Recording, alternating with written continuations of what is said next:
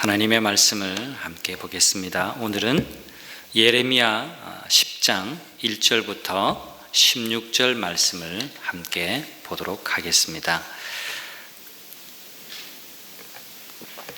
제가 한 절, 또 여러분 한 절 교독하시겠습니다. 이스라엘 백성아, 주님께서 너희에게 하시는 말씀을 들어라. 나 주가 말한다. 너희는 이방 사람의 풍습을 배우지 말아라. 이방 사람이 하늘의 온갖 징조를 보고 두려워하더라도 너희는 그런 것들을 두려워하지 말아라. 이방 사람이 우상을 숭배하는 풍속은 허황된 것이다. 그들의 우상은 숲속에서 베어온 나무요 조각가가 연장으로 다듬어서 만든 공예품이다.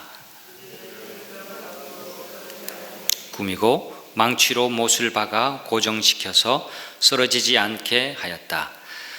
그것들은 논에 세운 허수아비와 같아서 말을 하지 못한다. 걸어 다닐 수도 없으니 늘 누가 메고 다녀야 한다. 그것들은 사람에게 재앙을 내릴 수도 없고 복도 내릴 수가 없으니 너희는 그것들을 두려워하지 말아라. 주님과 같으신 분은 아무도 없습니다. 주님은 위대하시며 주님의 이름은 크시고 권능을 지니셨습니다. 세계 만민의 임금님, 누가 주님을 두려워하지 않을 수가 있겠습니까? 주님은 공경받아 마땅한 분이십니다. 세계 만민의 모든 지혜 있는 자들 가운데서도 모든 나라의 왕들 가운데도 주님과 같으신 분은 아무도 없기 때문입니다. 어리석고 미련합니다. 나무로 만든 우상에게서 배운다고 한들 그들이 무엇을 배우겠습니까? 그 우상에게 얇게 펴서 입힌 그 은은 스페인에서 들여온 것이며 그 금도 우바스에서 들여온 것입니다. 우상들은 조각가가 새긴 것, 은장이가 만든 공예품입니다. 그것에다가 청색 옷과 자주색 옷을 걸쳐 놓은 것이니 모두가 솜씨 좋은 사람들이 만들어 놓은 것입니다. 오직 주님만이 참되신 하나님이시요 주님만이 살아계시는 하나님이시며 영원한 임금님이십니다. 주님이 진노하시면 땅이 지진을 일으키고 그 진노는 세계 만민이 감당할 수가 없습니다. 너희는 우상들에 대하여 이렇게 선언하여라. 하늘과 땅을 만들지 않은 신들은 이 땅에서 사라지고 저 하늘 아래서도 없어질 것이라고 선언하여라. 권능으로 땅을 만드시고 지혜로 땅덩어리를 고정시키시고 명철로 하늘을 펼치신 분은 주님이시다. 주님께서 호령하시면 하늘에서 물이 출렁거리고 땅끝에서 먹구름이 올라온다. 주님은 번개를 일으켜 비를 내리시며 바람 창구에서 바람을 내보내신다. 사람은 누구나 어리석고 지식이 모자란다. 은장이는 자기들이 만든 신상 때문에 모두 수치를 당한다. 그들이 금속을 부어서 만든 신상들은 속임수요 그것들 속에는 생명이 없기 때문이다. 그것들은 허황된 것이요 조롱거리에 지나지 않아서 벌을 받을 때에는 모두 멸망할 수밖에 없다. 그러나 야곱의 유산이신 주님은 그런 것들과는 전혀 다르시다. 그분은 만물을 지으신 분이시요 이스라엘을 당신의 소유인 지파로 삼으신 분이시다. 그분의 이름은 만군의 주이시다. 아멘. 여러분은 짝퉁과 명품을 구분하실 수 있으신가요? 전문가들이 말하는 몇 가지 구분하는 방법을 들어보면 짝퉁과 명품은 비슷하지만 그 차이점이 확연하다고 합니다. 실밥의 개수, 또 배열의 규칙성, 아주 미세하기는 하지만 그 로고에 감출 수 없는 독특성, 또 진품 소재만이 가지는 재료의 특성 등등이 짝퉁과 명품을 구분하는 분명한 차이점이라고 합니다. 결국 짝퉁은 구분됩니다. 왜 그럴까요? 짝퉁이 명품과 같다고 한다면 이 짝퉁이라는 말 자체가 나오지 않았을 겁니다. 짝퉁끼리 이렇게 있으면 그 짝퉁이 진짜 같은데 그 옆에 진짜 명품을 갖다 놓으면 그때부터 차이가 눈에 보이기 시작한다는 겁니다. 진짜와 비교해 보면 그 짝퉁의 거짓이 드러나게 되어 있습니다. 그것이 가짜라는 것이 드러나게 되어 있다는 겁니다. 오늘 우리가 예레미야 10장을 읽었습니다. 16절까지는 우상과 하나님을 교차적으로 반복해서 비교하고 있습니다. 여러분, 방금 우리가 함께 성경을 교독할 때 눈치를 채셨습니까? 성경 본문을 읽는 것이 무엇보다 중요합니다. 그래서 새벽 기도에 마치고 난 다음에 다시 한번 댁으로 가셔서 이 본문을, 그러니까 설교를 들으러 오지 마시고 본문을 읽으시려고 하셔야 돼요. 본문을 읽는 것, 이것은 다 잊어버리고 본문을 읽는 것은 생략하고 설교를 들으시려고 한다면 그 말씀의 진가를 잘 발견해내기가 어려워요. 그래서 제일 중요한 건 뭐라고요? 성경을 읽는 것입니다. 하나님과 우상을 교차적으로 설명하면서 비교하고 강조하고 있는 겁니다. 그리고 짝퉁에 둘러싸여 진품 하나님을 버린 그들의 죄가 얼마나 큰지를 지적하고 있습니다. 그들이 얼마나 어리석은지를 말입니다. 그것을 강조하기 위해서 예레미야 선지자는 좀 문학적으로 표현하자면 반복 교차법을 사용하고 있습니다. 1절부터 5절은 우상의 허망함을 이야기합니다. 6절부터 7절은 또 주님이 얼마나 위대하신지, 8절부터 11절은 또 우상에 대해서, 또 12절부터는 또 우리 주님이 얼마나 위대하시고 멋지신 분이신지, 얼마나 권능이 많으신 분이신지를 얘기해 주고 있는 겁니다. 예레미야는 우상을 숭배하는 것이 어리석다라는 것을 좀 추려보면 세 가지 정도로 말하고 있습니다. 첫 번째는 거짓 예배인 우상 숭배는 허황된 것이다 라고 말합니다. 허황되다라는 표현이 3절과 15절에 나와요. 이건 이렇게 표현할 수 있습니다. 여러분, 고대의 우상들은 주로 나무로 만들었어요. 나무를 깎아서, 그리고 거기에다가 오늘 성경 표현에 있는 것처럼 은을 입히고 금을 입혀서 도금하는 겁니다. 그래서 그 값싼 나무처럼 보이고 진짜 금덩이, 은덩이처럼 보이게, 감나하게 보이게 만든다는 겁니다. 근데 최초에 나무꾼이 산으로 가서 나무를 베어옵니다. 생각해 보세요. 그 나무가 처음부터 이렇게 사람의 형상, 신의 형상으로 이렇게 자란 그런 나무는 없죠. 근데 베어와서 집에 와서 깎아서 다듬습니다. 깎아서 다듬으면 마치 뒷고기처럼, 비유가 적절하나요? 하여튼 깎아내면 그 나무에 조각들이 생기잖아요. 그 나무의 절반 정도 조각들은 땔감으로 씁니다. 그리고 그 반은 신이라고 그렇게 숭배하고 있는 겁니다. 이게 얼마나 우스꽝스러운 일이며 허황된 일입니까? 그 나무와 이 나무가 다른 나무입니까? 같은 나무예요. 그 같은 나무인데 반절은 깎아서 땔감으로 쓰고 반절은 신이라고 그 앞에서 절하고 있는 것이 얼마나 우스꽝스러운 일이라는 겁니까? 두 번째는 그렇게 섬기는 우상에는 구원의 능력이 없다라는 겁니다. 세 번역이 굉장히 번역을 잘했다고 생각합니다. 논에 세운 허수아비와 같다. 여러분, 허수아비의 아들의 이름은 허수라고 그러죠. 이 허수아비를 여러분 생각해 보세요. 걸려있지만 논을 다니면서 새를 쫓아내지는 못합니다. 허수아비는 말 그대로 허수아비예요. 말도 못해요. 걸어 다니지 못해. 재앙도 못 누려. 복도 못 줘. 이게 뭐라고요? 허수아비라는 겁니다. 이게 뭐라고요? 우상이라는 겁니다. 말도 못해. 걸어 다니지도 못해. 복도 못 줘. 재앙도 못 내림에도 불구하고 그 우상을 신이라고 섬기는 것이 얼마나 어리석은 것이냐라고 이야기하는 겁니다. 세 번째는 그 우상을 섬기는 사람들은 같은 운명에 처한다라고 이야기합니다. 14절과 15절에 보면 모두 수치를 당하게 된다. 그 신상 때문에, 또 그 신상 때문에 모두 멸망할 수밖에 없다라고 14절과 15절에 그렇게 이야기를 하고 있습니다. 자, 그러면 생각을 이어가 볼까요? 그러면 도대체 이스라엘은 왜 짝퉁이요 가짜인 우상을, 이방의 우상을 선택했을까요?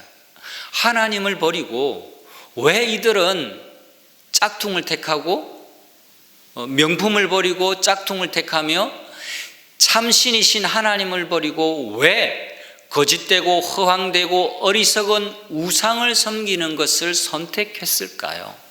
왜? 도대체 왜일까요? 두려움 때문이었습니다. 두려움. 오늘 성경 읽어보면 두려움이라는 단어가 계속해서 반복해서 나옵니다. 우상을 섬기는 사람들의 심리의 기저에는 두려움이 있는 겁니다. 예레미야 말씀은 유다 백성들을 향해서 주시는 말씀입니다. 참신이신 하나님을 섬겼던 백성이 왜 진품이신 하나님을 진품이라 표현해서 너무 불경스럽기는 하지만 비유적인 표현이니까 이해해 주시고요. 참 하나님이신 여호와 하나님을 버리고 왜 우상을 선택했냐? 그들은 430년 동안 역사를 거슬러 가보면 이집트에 있을 때에 농사를 지어본 적이 없습니다. 요셉이 가족들이 이주해오자 가족들이 이렇게 당부합니다. 바로 왕이 여러분들에게 무슨 일을 하다 왔느냐라고 물으면 여러분들은 이렇게 대답하십시오. 우리는 옛적부터 목축을 하는 사람들입니다. 이렇게 말하세요. 그러면 애굽 사람들은 목축을 가정이 여겨서 여러분들을 고센 땅에 살라라고 그렇게 말할 겁니다. 창세기 46장에 있습니다. 그러니까 이스라엘 민족은 나고 자라면서 역사를 이어가면서 농사를 거의 해보지 않았습니다. 목축을 하는 목축업의 사람들이었던 거죠. 자, 430년이 끝나서 그리고 노예 생활로 이어졌습니다. 노동력을 제공하고 착취를 당하고 그렇게 살았어요. 출애굽을 했지만 그들은 광야에서 농사를 지으면서 살았던 것이 아닙니다. 하나님이 내려주시는 만나와 메추라기를 먹고 하나님의 기적을 경험하면서 살았습니다. 그리고 가나안 땅에 들어갔습니다. 가나안 땅에서 비로소 농사하는 그 가나안 거민들을 보게 된 것이고 땅, 거처, 고정된 토지가 있었기 때문에 그들은 목축과 함께 농경 생활을 하게 되었던 겁니다. 그런데 농사를 지어 봤어야죠. 농사를 지어 본 적이 없기 때문에 농사하는 법을 몰랐습니다. 그런데 가나안 7 족속이 섬기던 신들을 가만히 보니까 그들은 농경의 신이었습니다. 바알과 아세라, 이 농경의 신이거든요.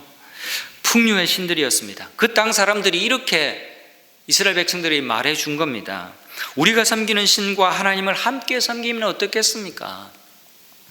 바알과 아세라는 우리에게 풍요를 가져다 주는 신입니다. 우리에게 비를 내려서 이 땅에서 부자가 되게 하는 신입니다. 이 땅에서 주가를 올리는, 재산을 증식하게 하는 그런 신입니다. 그래서 그들은 먹고 살기 위해서 우상을 섬기기 시작한 겁니다. 짝퉁을 구입하기 시작했다는 것입니다. 그렇게 우상을 숭배하며 살아왔습니다. 그러던 중 급속도로 우상이 늘어가게 된 계기가 있었는데요. 역사가 좀 더 지나서 솔로몬이 정략 결혼을 한 것 때문입니다. 솔로몬은 다윗과 다른 사람이었죠. 전쟁을 두려워했습니다. 그 때문에 이방 나라의 공주를 아내로 맞이했습니다. 이집트의 바로 공주, 두로와 시돈의 공주, 또 모압과 암몬의 공주를 정략견으로 맞아들였습니다. 아내가 1000명이었습니다. 여러분 1000명의 아내를 어떻게 모시고 삽니까? 한 명 모시고 살기도 힘든데 그건 정략적으로 그냥 결혼식을 했다라는 겁니다. 그냥 결혼 생활을 이어갔다라는 것이 아니에요.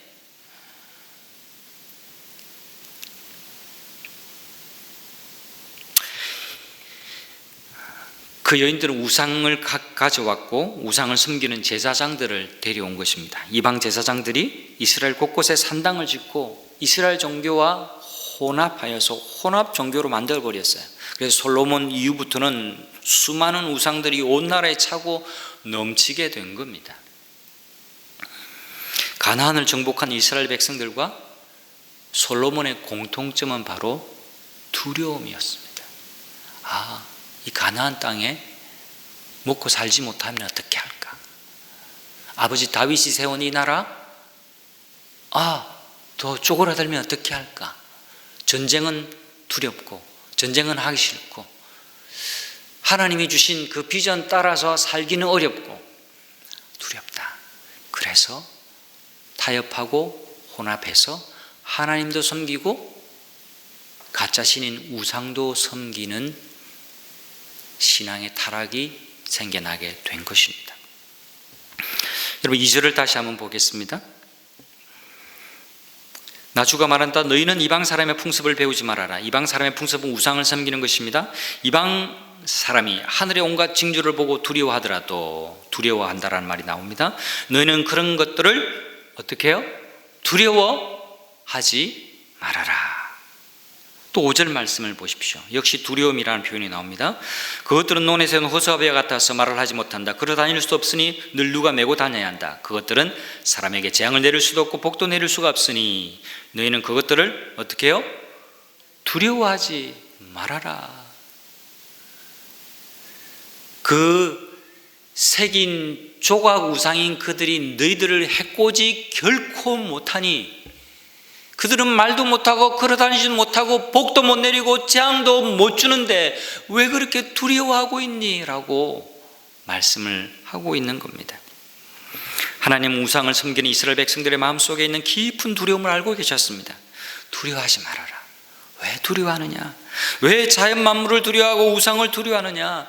먹고 살지 못할까 봐 왜 두려워하고 있느냐라고 말씀을 하고 있는 겁니다. 너희를 이집트에서 건져내신 분이 바로 나 여호와 하나님이 아니냐? 내가 너희를 건져내었는데 왜 이 땅에서 농사를 지을 것을 걱정하느냐? 왜 두려워하느냐? 하나님은 두려움을 경계하라고 말씀하고 계시는 겁니다. 하나님을 믿으라는 말씀입니다. 여러분, 그러면 이 두려움은 어디서 왔을까요? 두려움은 괜히 생기는 게 아닙니다. 두려움은 하나님을 불신앙하는 데서 그 싹이 돋아나는 법입니다. 여러분, 우리가 아기 키울 때 높은 곳에 있을 때 아기가 그죠? 확 뛰어내리잖아요. 그죠? 괜찮아 괜찮아 아빠가 받아줄게. 아빠를 믿기 때문에 두렵지만 아빠 품으로 모험하는 겁니다. 뛰어드는 겁니다. 네. 우리 눈에는 별로 안 높아 보이는 것 같지만요, 우리를 그만큼 축소했다고 한번 생각해 보세요. 굉장히 높은 데입니다. 네. 두려움은 하나님을 불신앙하고 신뢰하지 못할 때 생기는 겁니다. 오늘 본문에 두려워하지 말라라고 3번, 4번 자꾸 말씀하시는 것을 다르게 표현하면 하나님을, 진짜 하나님을, 진짜 신이신 하나님을 믿으라, 신뢰하라, 믿음으로 무장하라 라고 말씀하시는 겁니다. 성도 여러분, 두려움은 하나님이 주시는 감정이 아닙니다. 두려움은 사탄이 우리에게 잘못 선택하도록 주는 감정이에요. 디모데후서 1장 6절 말씀, 하나님이 우리에게 주시는 마음은 두려워하는 마음이 아니요. 하나님 우리에게 결코 두려워하는 마음을 주시지 않습니다. 오직 사랑과 근신하는 마음, 그리고 절제하는 마음을 우리에게 주신다. 우리의 마음의 기상 상태가 어떻는지 잘 분별해야 됩니다. 이 두려움이 어디서부터 생겼는지, 내 마음을 장악하고 지배하는 것이 어떤 감정인지, 모든 불신앙과 관계되고 모든 부정적인 감정들이 믿음 안에서 다 해결될 수 있기를 주님의 이름으로 축원합니다. 두려움을 이겨야 우리는 좋은 선택, 옳은 선택, 하나님을 붙드는 선택을 할 수 있습니다. 그런데 우리는 처음부터 두려움에서 자유로울 수가 없습니다. 처음부터 두려움은 우리에게 얼씬거리지도 않고, 두려움은 우리와 아무 상관이 없으면 이런 말씀이 있을까요? 그렇지 않을 겁니다. 우리 앞선 믿음의 형제 자매들, 믿음의 선조들이 두려워하지 말라라는 말씀을 받지 않았을 겁니다. 아브라함도 하나님이 찾아오셔서 너 두려워하지 말아라, 그렇게 말씀하셨잖아요. 두려움을 이기는 길은 기도밖에 없는 줄 믿습니다. 여러분, 왜 기도할까요? 왜 우리가 기도해야 할까요? 자꾸 두려우니까. 근데 두려운데 자꾸 사색에 빠지면 그 두려움이 증폭되는 경향이 있습니다. 여러분, 두려울 때 기도에 무릎으로 나아가는 우리 모두가 되기를 간절히 바랍니다. 두려움을 이기는 길은 기도밖에 없어요. 예수님을 생각해 보십시오. 예수님께서도 십자가를 앞두고 겟세마네 동산에서 무엇 하셨습니까? 그 두려운 십자가를 받아들이기 전에 간절하게 기도하셨습니다. 그 두려움이 얼마나 컸으면, 그 기도의 시름이 얼마나 고통스러웠으면, 그 두려움의 크기가 얼마나 컸으면 땀방울이 핏방울이 되기까지 그렇게 고뇌하셨을까요? 하나님 앞에 이 모든 시험을 이기게 해달라고 엎드려 간구하셨습니다. 그리고 결국은 두려움을 이겨내셨습니다. 우리가 두려움에 사로잡히면요, 시야가 좁아집니다. 주변이 보이지 않습니다. 통합적으로 생각하는 그 감각이 무뎌집니다. 그 사이를 사단은 파고듭니다. 그 순간 나도 모르게 우상을 숭배하는 잘못된 선택을 하게 되는 겁니다. 그 순간 나도 모르게 믿음 아닌 선택을 하게 되는 겁니다. 오늘 우리가 하루를 시작하면서 기도하심으로 영적 시야를 넓게 여시기를 바랍니다. 두려움 가운데 하루를 시작하는 분이 있다면 하나님 앞에 엎드리시기를 바랍니다. 그러면 하나님께서 우리의 마음에 평안을 허락해 주시고 승리할 수 있는 길을 열어주실 줄 믿습니다. 두려운 마음이 들 때마다 기도하시고, 또한 하나님이 어떤 분이신지를 묵상하십시오. 두려운 마음이 들 때마다 기도하시면서 하나님, 내가 믿는 그 하나님이 어떤 하나님이신지에 대한 믿음의 기억을 상기하시기를 바랍니다. 12절과 13절을 보십시오. 얼마나 멋지고 가슴 설레게 하는 하나님에 대한 표현이 있는지 몰라요. 다시 한번 여러분 주목해 보시기를 바랍니다. 12절 13절 제가 읽어보겠습니다. 하나님이 어떤 분이신가요? 권능으로 땅을 만드시고 지혜로 땅덩어리를 고정시키시고 명철로 하늘을 펼치신 분은 주님이시다. 주님께서 호령하시면 하늘에서 물이 출렁거리고 땅끝에서 먹구름이 올라온다. 주님은 번개를 일으켜 비를 내리시며 바람창고에서 바람을 내보내신다.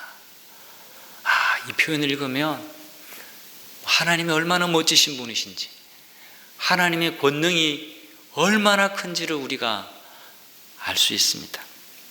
성도 여러분, 아무리 4차 산업혁명 시대라 할지라도 인류 가운데 여러 산업혁명 시대가 가져온 것은 사실은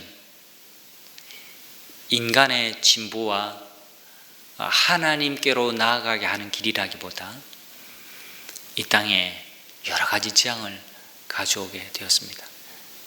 1차 산업혁명 이후에 1차 세계대전, 2차 산업혁명, 2차 세계대전, 3차 산업 이후에 환경의 오염, 지구가 몸살하는 것, 4차 산업혁명이 시작됐다고 했는데 팬데믹의 상황, 우리가 생각하지 못했던 이 작은 바이러스 하나가 온 지구를 두려움에 떨게 하고 있지 않습니까? 여러분, 인간의 혁명이 아무리 신기하고 또 탁월하다 할지라도 하나님이 하시는 일을 흉내낼 수 없습니다. 하나님이 바람 창고에서 바람을 내보내시듯이 그 어떤 이 땅의 인류의 바벨탑 혁명이라 할지라도 그것을 능가할 수가 없는 것이죠. 작은 바이러스 하나에 온 세계가 혼란을 거듭하고 있는 것을 우리는 온몸으로 겪고 있습니다.